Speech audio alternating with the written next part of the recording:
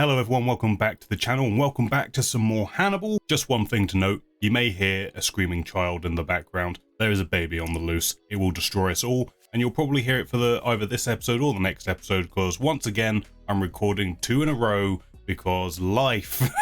Don't worry, the baby is attended to, okay? It's not my job to be attending the baby. I'm not just sitting here enjoying my nice happy cannibal show while there's a baby on the loose. No, there is someone else doing that. It just might be in the background. Don't panic, it's all good. So we ended last episode with Dolarhyde reaching out to Hannibal. They're connected. We're gonna see that relationship blossom, I'm assuming, and Hannibal's gonna manipulate Dolarhyde into his own ends, and that's gonna be a whole thing. But we also had Dolarhyde kindling a relationship with a lady whose name has escaped me once again. That's awkward. She is there to sort of tempt him into maybe not being a big red dragon thing, like maybe be good person, possibly. And all the while, Will is still dealing with his conflicted, I need to be a good person, but I kind of like being this person. I don't want to be around Hannibal, but I kind of do want to be around Hannibal. And one can only presume that that's going to keep going further and further. And then Jack's using Will again, apparently not learned any of his mistakes, because he's just like pushing Will back in the fire. Go, Will, go! One thing that I did want to bring up, hold on, let me get the comment up so I can give the person their due credit. Okay, this was a comment from Nat, and this was something I was thinking about saying, but at the same time I was kind of like, I think that's going to be a bit far-fetched and everyone's going to call me an idiot. But I was kind of thinking about this, that the way Dolarhyde kills people in his murders is kind of similar to the first case that we see Will talking about in the very first episode that he never solved. And apparently Nat is telling me in this comment that maybe my brainwaves weren't completely wrong, because it might have been confirmed by someone that that is the case. Obviously, I haven't gone and looked up any information from the showrunners or the writers or whatever on the show, because spoilers, obviously. But apparently Nat is confirming my brain that I didn't want to say out loud because I thought maybe that's too much. But thank you, Nat. For making me not feel entirely stupid, because apparently it's true, but it never gets brought up in the show, apparently, either, so there we are. And I guess because if it never gets actually brought up in the show, there's no right or wrong answer about that. You could just say it is, or you could say it isn't. Have whatever cake you want at the end of the day.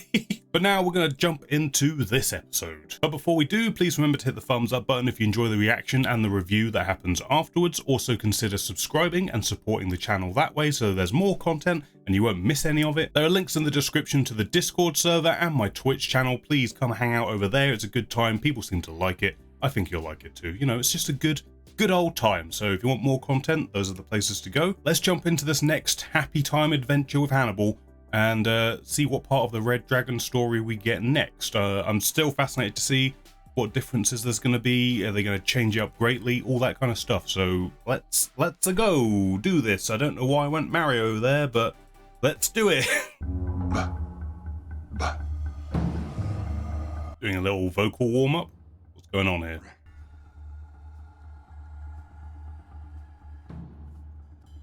Don't drive while you're tired. At least accidents, Dolarhyde. Saying, oh shit, he's just like broken into Hannibal's old apartment office because he wants to talk to him as if he was having a session with him. Is that where this is going? Or he just wants to connect himself with someone who has already become their true self, so to speak. I am delighted that you have taken an interest in me. He's just like the biggest fanboy on the planet. I believe. I knew that you alone would understand this. Doing something weird with his voice. And I have a complete collection of your press notices. I think of them as unfair reviews. As unfair as yours. They like to sling demeaning nicknames, don't they? This is such a cool way of doing this. Like, getting to see Hannibal in his prime zone. I want to be recognized by you. I would like to meet you and watch you meld with the strength of the dragon. He's a dragon! He did it! I knew we would get a dragon shot. There it is.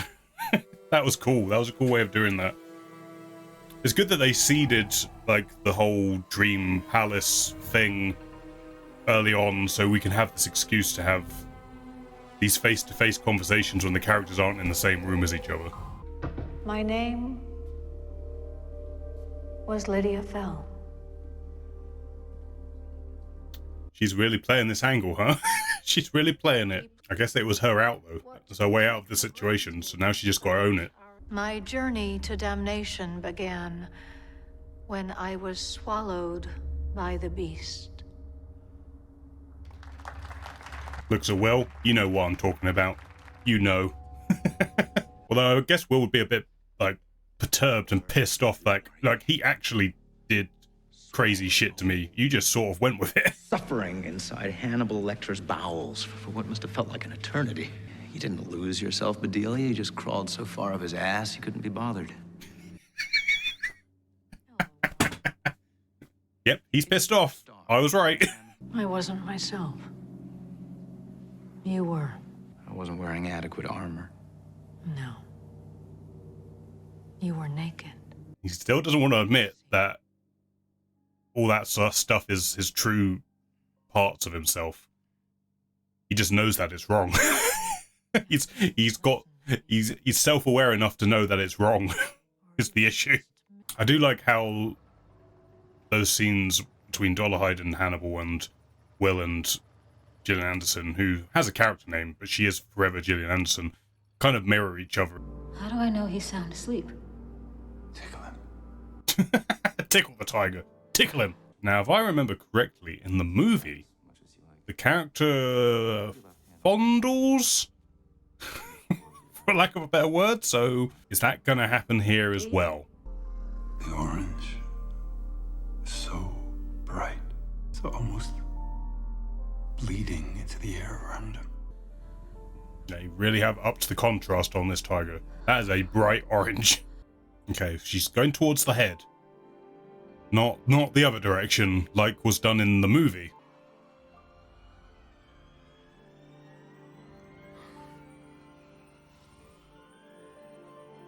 I don't know. Even if it was asleep, I wouldn't do that.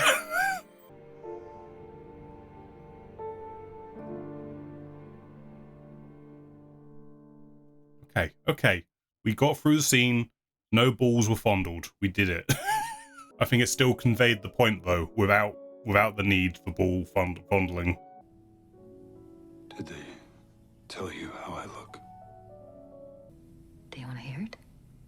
Don't ask if you don't. They say you're very sensitive about your face, and that you shouldn't be. Where the hell are you? Maybe don't bring this up, please. Please, this only goes bad.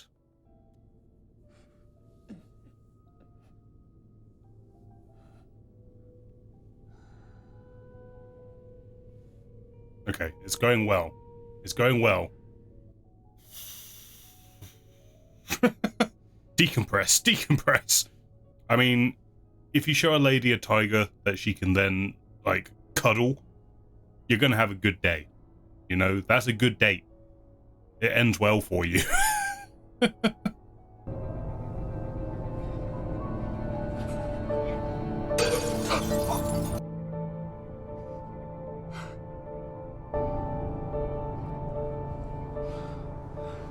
Hope I didn't shock you.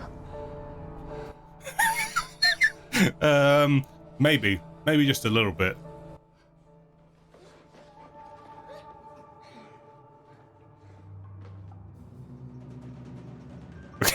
Jesus. Fucking Richard Armitage's performance is so good because you can never quite tell what he's thinking or feeling, which is kind of the point. You just know he's very sensitive and emotive in his own bizarre way. But now he's getting some, so happy days for him, I guess. You know what? Just give up this serial killer life. I think you're fine. Just live this life instead. Look at it. Look how radiant she is. Just have this instead. Why not? It's like she is his tiger. I mean, the man needs to be stopped, but I can understand not liking the way you look and wanting to hide that as much as possible, and to feel comfortable enough with someone like touching that, I can kind of sympathize with it, but needs to be stopped. Full stop. Locking away, please.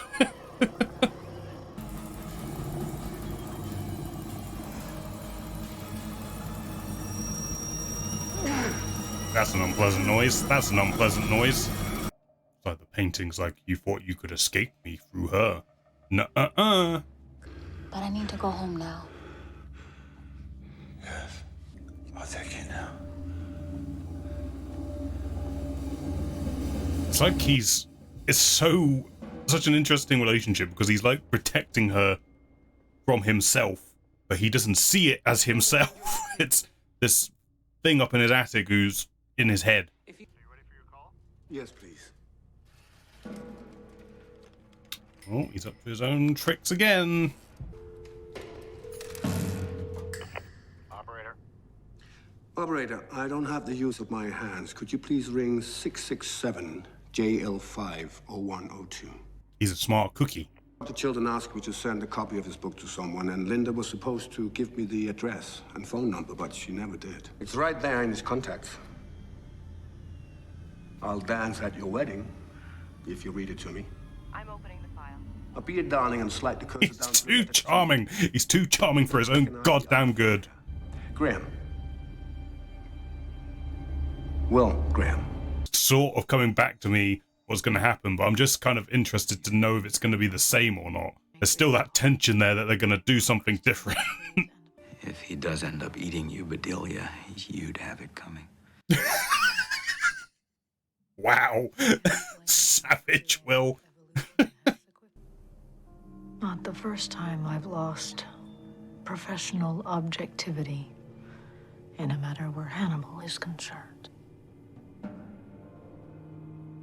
Oh, fuck, it's Spock. What did he tell you? I think he told you that I'm paranoid.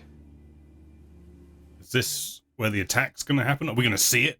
Are we going to see the attack? That's not to suggest. You don't trust Dr. Lecter? No, there's something wrong with Dr. Lecter.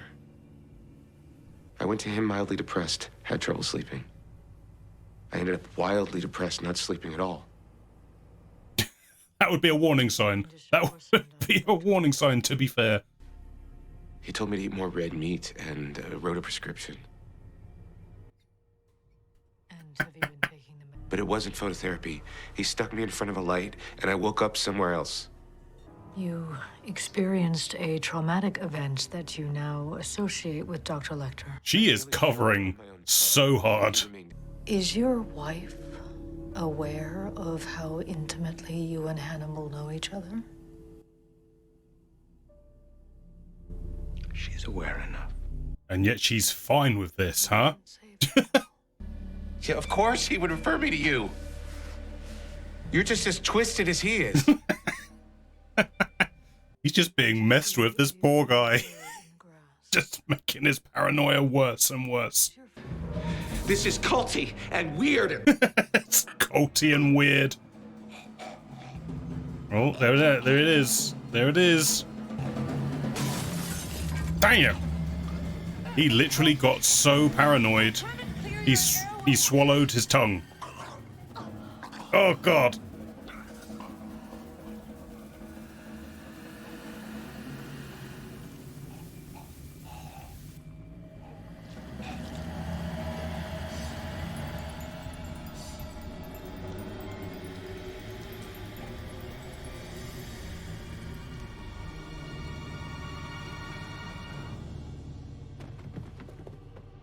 Might have gone a bit deep. Might have gone a bit too deep. One thing I learned from Hannibal Ugh. is the alchemy of lies and truths. It's how he convinced you you're a killer. Using just a little bit of truth to see the lie makes people believe it. That's Hannibal's magic trick. Capable of righteous violence because you are compassionate. How are you capable? Extreme acts of cruelty require a high level of empathy. The man who killed the Jacobys and the Leedses saw something in them that drew him and drove him to do it. He chose them. I have to believe there is a common factor. Otherwise, you have to enter more houses and see what the dragon has left for you. 11 days to the next full moon. Tick tock. Hannibal's just longing it out. He's like, I know what to do, but I want to see what happens in 11 days. And plus, I'm working with him now, so you know. Oh my god, look at this shot. Look at this shot. Are you kidding me? Here we are. I think I know what's about to happen here. You understand you're not allowed to touch it. I'll display it for you. He's about to do more than touch it, lady. It appears he used chalk as well as...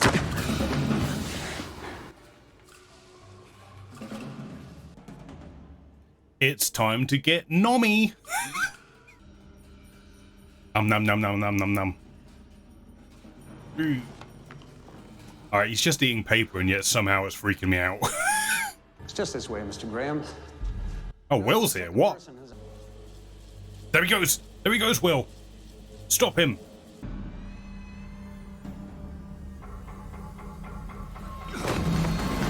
Jesus Christ. Oh my god. Well, now I'm guessing he knows what he looks like at least. He's got that.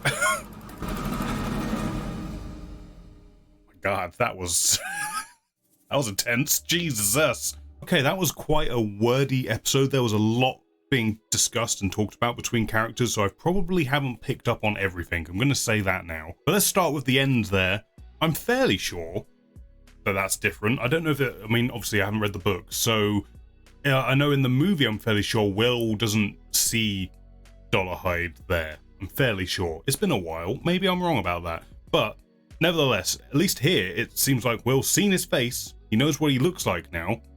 So he has that information to work with. So yeah, I'm just interested. I'm interested to see if that's going to inform how the story goes from here. Like, I could be misremembering this, but I'm fairly sure Will doesn't see him in this moment. So this could change things a little bit. It could change how the search for Dolarhyde goes in the coming episodes. I don't know. I don't know. I'm also not 100% sure on what Dolarhyde's feelings towards Will is. I know obviously he's a massive fanboy about Hannibal, which we'll get to in a minute. But he's also been looking at Will, so I don't know if he's a fan of Will as well, or if he's just kind of like a jealous that Will has that relationship with Hannibal, and that Hannibal has this kind of respect and admiration for Will, the same admiration that he craves from Hannibal. So I don't know which way I'm leaning at the moment. I mean, he didn't kill him. He could have done, I guess, but he just kind of threw him out of the way. But I guess, you know, Will's got to stay alive, so he couldn't just kill him here and there. I am slightly leaning more towards he is, like, how did this guy do it kind of thing? Like, how did Will win this guy's admiration? How did Hannibal Lecter, the Hannibal Lecter, the best of the best, the top tier killer man, how did Will impress that guy? Like, how can I have that relationship? That's where I'm leaning. I really like the start of the episode where we had Dolarhyde and Hannibal having their conversation play out in a kind of memory palace-esque way where we had a face-to-face conversation, but they weren't actually face-to-face. But I also liked how that then mirrored Gillian Anderson and Will meeting, and, you know, we've got the two monsters of the piece versus the two victims who have been transformed because of their monster. And, you know, I just liked how that mirrored each other. But we got a lot of scenes between Gillian Anderson and Will in this, and it just served as a way to explain what makes the two of them different from each other, and also in terms of how Hannibal sees each of them. Like Gillian Anderson was saying, like, he made you a murderer because you're compassionate, and he used that. Whereas with me, he used my empathy to turn me into what he wanted me to be. And you'd think with Will's ability to empathize with killers, that's what would have tripped him up, but it's not. It's his compassion to want to do good and to do the right thing is what Hannibal used, opposed to, you know, Gillian Anderson being a therapist. She has to be able to empathize with people in order to help them, and that's what was used against her. I did kind of like how annoyed Will is with her. Like, how he is kind of bitter about the fact how she had this experience with Hannibal, and yet she's able to kind of walk away from it, as he says, unscarred. Like, she's just able to resume her life and just go about being herself effectively, and he's still like racked with all this emotional baggage from the whole experience. I just like that the show took the time to just explain the two characters and their differences, at least how those characters perceive those differences anyway. We also got to see like the full extent of the patient who attacked Gillian Anderson. Didn't really, he just literally choked on his own tongue the entire time, it seems like, after becoming ultra paranoid, where it definitely came across to me that she was covering for Hannibal, because the guy had figured it out. He knew what Hannibal was doing, and he knew it was weird and wrong and, like he said, culty. And she was just kind of covering for him, and it just drove his paranoia to a whole other place, until he got so flustered he swallowed his own tongue, and she had to shove her arm down there and clear his airwaves. But seemed like she went maybe a little bit too deep, you know. But the fact that we actually saw it, and we did see it was a genuine, like, he swallowed his own tongue in a fluster, but everyone created this story that she was attacked, and that's how it was kind of swept away, so there weren't any awkward questions. And then she backed this all up with the line about the alchemy of lies and truths, and that's what Hannibal is good at. And it's that thing that we've seen Hannibal do, where he creates this big lie that he uses to manipulate people and stuff, but he seeds it with a truth at the center, and that's how you get people to buy the lie. And like I said, there was a lot of things being discussed between, especially in the scenes between Will and Gillian Anderson, which, I don't know, I don't think I picked up on everything on the first viewing of it there, but I think I got the big bits, the main points about how they see their experiences as being the same and different, and Will's slight bitterness towards her and anger, I think, is also a good word to describe what he's going through with that. We also got to see the developing relationship between Dolarhyde and Reba, or Reba, I can't remember how to pronounce the name. We got the tiger scene, which I expected would be coming because it's in the movie and it's kind of a big scene and, you know, a shared experience between those two characters, but we avoided the fondling of the balls, which happened in the movie kind of awkwardly. But here they went with a whole, like, a different vibe with her going to touch the mouth, which, you know, it gets the same point across. She's not afraid to touch this wild beast in a place that is dangerous. But, you know, touching the ball's pretty dangerous. I like how she was imagining the tiger by his descriptions, and, you know, he was clearly getting excited and enthralled by it. But it also goes along with the legend of the painting, or whatever you want to call it, about the lady covered in gold or sunlight or whatever it is. So she is his tiger, effectively. And it's just a good scene to sort of, you know, you can see how a normal person is reacting to this tiger, and the being able to embrace it and touch it in such a way you wouldn't think it possible. It's kind of a good way of putting you into his headset of experiencing, like, human contact, which, you know, most of us would consider normal. But for Dolarhyde, that experience is so foreign to him, and the fact that he is able to experience it with Reba, you know, it's just a good way of having us understand his headspace. But I also like how those collection of scenes, the tiger scene, them being intimate with one another, it sort of fuels the idea of, like, there's this safety rope that could potentially carry Dolarhyde to, like, let's not do the serial killer thing anymore. And there's a great moment where he's, like, wanting to protect Reba and he's, like, looking up at the attic, like, that thing upstairs wants to get you, and I'm gonna protect you from it. And even though it's actually him, like, you know, it's just a good way of visualizing that character of Dolarhyde and what he's going through, because obviously I'm willing to say most of us don't think the way Dolarhyde does, so the show is going out of its way to try and paint a picture of this is what's going on in his head. You with us? You get it? And like I said in the reaction, the show's doing a good job of painting the picture of Dolarhyde, where there are elements of his character which are sympathetic, but the man needs to be stopped. like it's just a good way of reminding you that even though he is doing these horrendous acts, he is a monster who needs to be stopped. He is, at the end of the day, still a human being with very human flaws. And, you know, the show's all about like psychology and the human mind and, you know, balance of it all. And it's, you know, it's very easy to just paint someone as a monster, as a villain for villainous sake.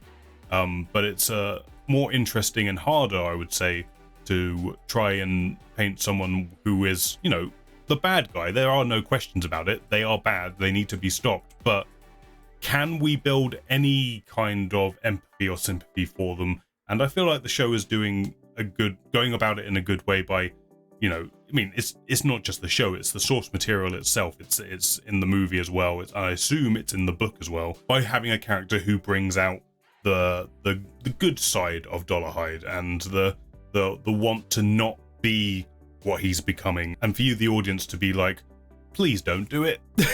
Please don't become the crazy dragon man, even though you know, kind of know where it's going, and that's the tragedy of it all. You know, it's drama, people. That's how drama works. You have to make sympathy for your characters in some way in order for you to care about them. But yeah, I just like that there is this mixed thing of him seeing her as the human being, have the intimate nature of it, and having a very just human relationship for maybe the first time in his life, versus like the mythology of this great red dragon beast that he thinks he is becoming, and the story of like the lady draped in the golden light and all that. And that again conflicts in his brain and amongst everything else that's going on in his brain. But yeah, it's good. I like the way that the show is telling Dolarhyde's story, so to speak. We also had Hannibal getting Will's address, which also happens in the movie. And this is the thing that I'm kind of like, where are they going to go with this? Is it going to be the same as what happens in the movie or not? Because, you know, spoilers, if you haven't seen the movie. I imagine you kind of know this already, though, if you're watching this. So in the movie, Hannibal gives the address to Dolarhyde, and he then goes to attack Will's family.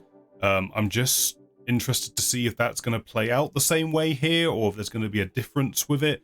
Who knows? But we're coming close to the end. We're getting there. We've only got, what, 3 episodes left? 3 episodes to go? But yeah, I'm excited to keep going.